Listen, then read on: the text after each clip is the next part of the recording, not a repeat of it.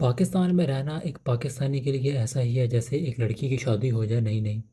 اور وہ ایک ایسے گھر میں چلی جائے جہاں پر وہ سارا دن کام بھی کرے، شوہر کو بھی سنبھالے، اس کے گھر والوں کو بھی سنبھالے، گھر کے سارے کام وغیرہ بھی کرے، جھاڑو کھانا وغیرہ بھی پکائے، اور ایٹ دا اینڈ اسے یہ تانے سننے کو ملیں کہ تم سارا دن بیٹھ کے کرتی ہی کیا ہو۔ تو ابھی کچن میں گیا چائے بنانے کے لیے رات کے 9 بجے، اور میں نے جا کے دیکھا کہ وہاں پر گیس ہی نہیں آ رہی۔ پھر میں تقریباً 1.5 کلومیٹر پیدل چلا، جا کے میں نے سلنڈر میں گیس بھروائی، کرا کے چائے بنائی پھر میں نے۔ تو میں ایک چیز سوچ رہا تھا کہ آپ پاکستان میں رہنے کا آپ کو فائدہ ہی کیا ہے؟ گرمیوں میں بھی جو ہے وہ آپ کو لوڈ شیڈنگ ملتی ہے، سردیوں میں بھی گیس نہیں ہوتی، بلکہ اب تو گرمیوں میں بھی گیس نہیں ملتی۔ گیس بھی ہمیں اس طرح دی جاتی ہے جیسے ڈاکٹرز آپ کو دوائی نہیں لکھ کے دیتا کہ صبح دوپہر شام اسی طرح گیس آ رہی ہوتی ہے، تھوڑی دیر صبح کے لیے آتی ہے، پھر دوپہر کے لیے آتی ہے، پھر شام کے لیے آتی ہے، پھر 9 بجے گیس غائب۔ اس ملک میں آنے والا کوئی بھی حکمران،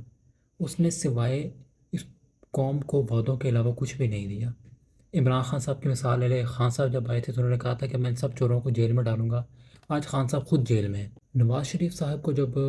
ہٹایا گیا حکومت سے، تو انہوں نے کہا تھا کہ ووٹ کو عزت دو،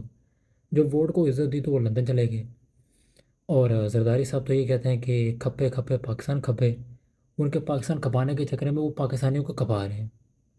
تو میرا صرف ان لوگوں سے ایک ہی ریکوائرمنٹ ہے کہ جب بھی یہ لوگ الیکشنز کرواتے ہیں تو جو پامفلٹ ہوتا ہے نا جس کے اوپر وہ ٹھپا لگاتے ہیں کہ ہم نے فلانی پارٹی کو ووٹ دینا، تو اس کے نیچے نا لاسٹ پہ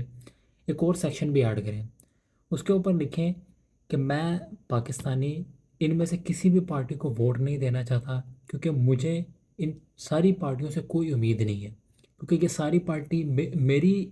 میری وجہ سے یعنی میری مرضی سے کوئی بھی پارٹی نہیں آتی حکومت میں، اسٹیبلشمنٹ کے کہنے سے آتی ہے۔ ابھی بھی آپ نواز شریف کو دیکھ لیں، جب وہ لندن سے واپس یہاں پہ آتے ہیں ان کے کیسز ختم ہو گئے ہیں، اور آتے ہیں انہوں نے وکٹری اسپیچ بھی دے دی ہے۔ اب اگلی حکومت انہی کی ہے، یہ لکھوا لیں، یہ میری ویڈیو پہ سیو کر لیں، اگلی حکومت انہی کی ہوگی۔